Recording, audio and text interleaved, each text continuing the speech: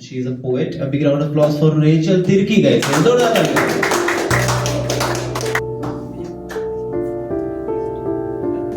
मेरी आज की कविता का शीर्षक है रास्ते और दरवाजे।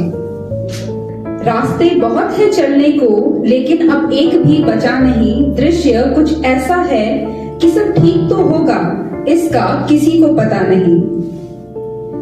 ऐसा हो चला है कि मैं रास्ते ना अब चल सकती हूँ, और ना ही ये खूबसूरत रास्ते मुझे बुला सकते हैं।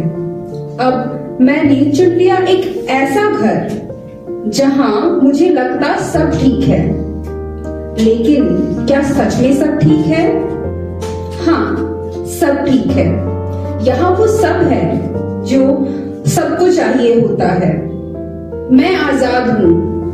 तुम्हारी आजादी का मतलब मुझे क्या पता, मैं क्या जानूं, लेकिन यूं समझो मैंने तो केवल अपनी आजादी चाही है। रास्ते बहुत है चलने को, लेकिन अब एक भी बचा नहीं। दृश्य कुछ ऐसा है कि सब ठीक तो होगा, इसका किसी को पता नहीं।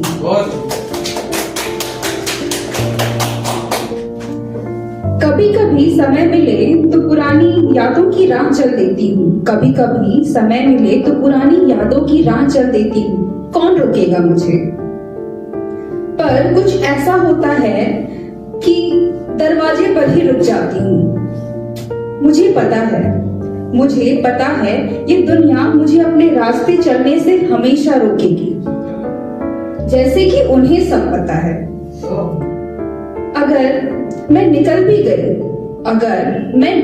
गई, फिर भी मुझे पता है कि अगला दरवाजा मुझे खींच लेगा। और मैं डरती हूँ कि शायद मैं सब खो दूं फिर से।